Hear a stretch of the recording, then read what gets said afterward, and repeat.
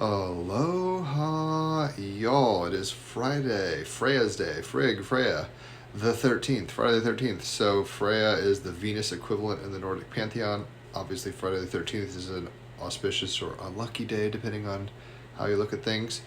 And yeah, it's a Venus ruled day. Sun's in Gemini, Moon is in Capricorn. I'll reference the astrology as we go through, but the cards we've gotten on this Freya's Day are the Star card for the Aquarians, the Moon card for the Pisces, the Pisces symbol, and Gotcha. And there's a crazy stuff happening in the zeitgeist, in North America and with Israel, all this stuff. So these are very apropos cards. Let's get into it. The Star card is the Aquarius card. Is coming out after the Tower, right? We're rising out of the ashes, so to speak.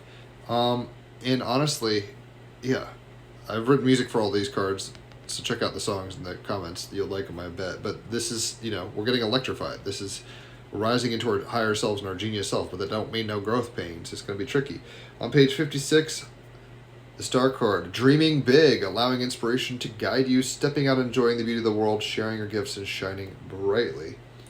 So the Star, the figure is graceful, her arms raised above her head, hands delicately poised, reminiscent of the beautiful sacred dancing that is performed at the temple rituals and cultural dances of Bali. Her fingers conduct fine electrical filaments, divine energy as she stands in the waters, boasting much aquatic life, right? Sun in Gemini, Pluto retrograding in Aquarius, North Node in Pisces energy here, Jupiter, Mercury in Cancer.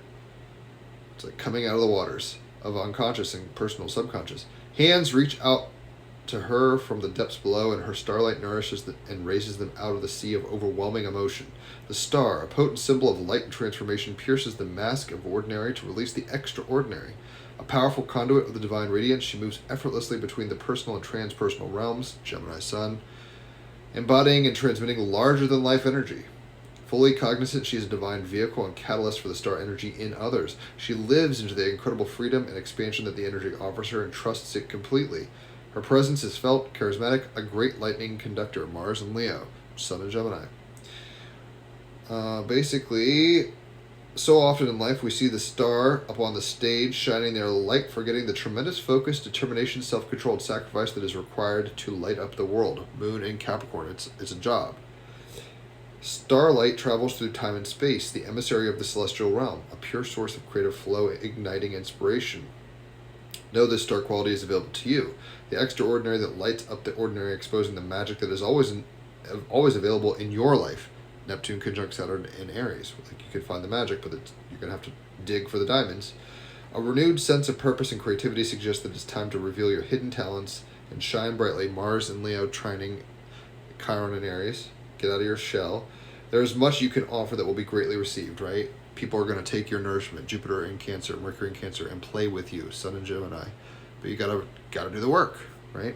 So dream big, allowing inspiration to guide you, stepping out and enjoying the beauty of the world, sharing your gifts, and shining brightly. The clarifying card is the very next major arcana card, the Moon card, which is the Pisces card. Page 58, I perceive the truth through the inner veil and its reflection. The dark reflects and distorts. Face your fears, whether it's LA riots or crypto highs and lows, or the dollar being fiat currency, or Trump, or Democrats, or Israel, or whatever, right? We're all facing our fears right now, for sure. Embrace uncertainty, Uranus in Taurus. Pay attention to what your dreams say, Jupiter in Cancer, Mercury in Cancer, North Node in Pisces. Let your subconscious guide you. So I think the idea here is we're rising out of the waters of fear, primal fears and primal archetypes. Two-party system. It's like, you got to be an independent thinker. Fox News or CNN isn't going to give you all the answers. What do you think? Shine your light. But, in doing so, we're going to have to face our fears. He's sitting in bed going, no fucking way. It's like Harry Potter. He's like, why is it all the teachers are werewolves, and oh my God. It's like, guess what? You're going to have to deal with this. There's no hiding from the unconscious. And everybody's got one, so don't think your shit doesn't stink. But we're going to have to rise above that in a vibrational level and tackle the primal animal part of ourselves. And we might not want to look at it, but we're going to have to. This is card 64 of the Fairy Oracle cards, Friday Fairy Oracle. Gotcha. That's what it says. That's what it's called. Let's read about it. Gotcha is as follows.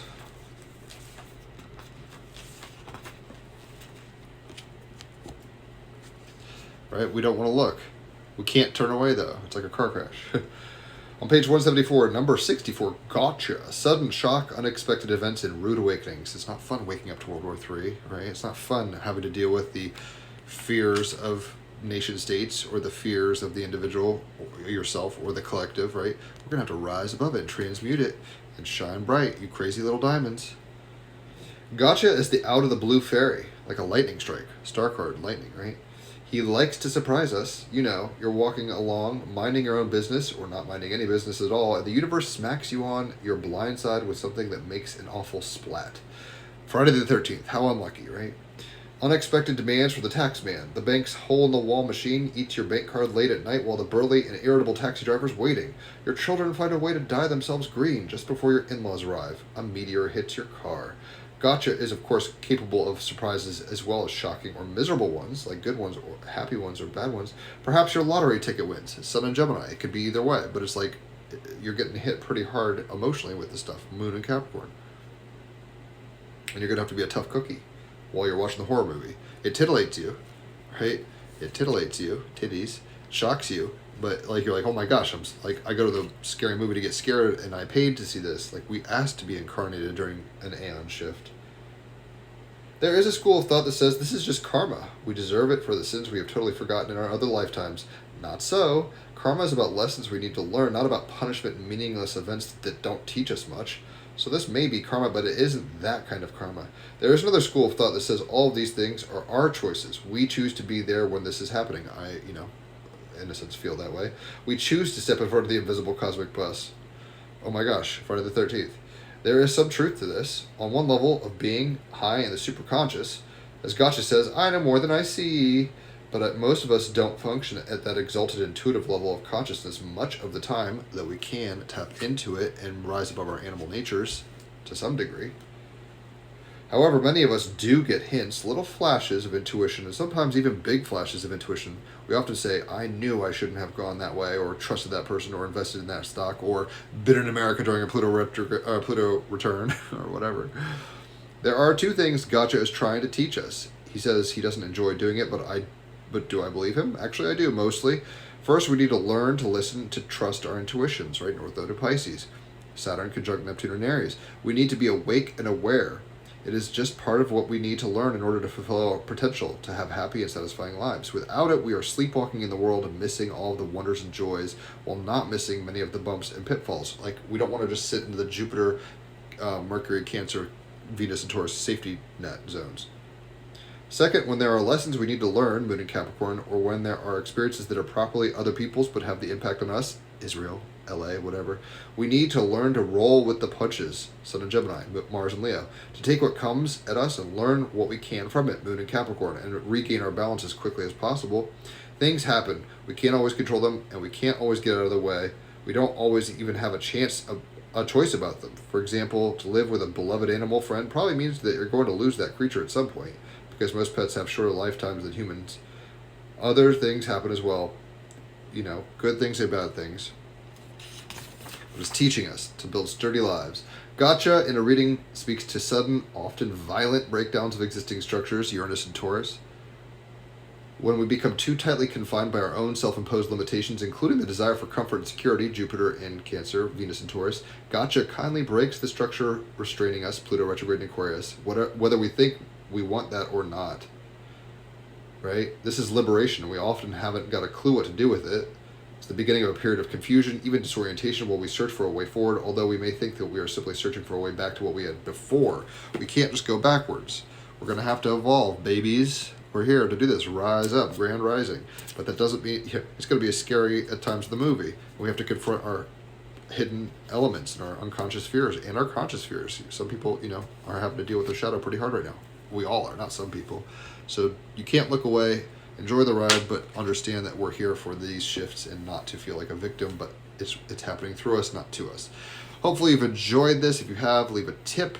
Holler for a reading, $150 for 3 hours of astrology, $50 for cards for an hour, half off on birthdays for either or both, and referrals get you half off on cards. Check out the songs I wrote for those two major arcana cards. You'll love it, and enjoy your Friday the 13th. Adios.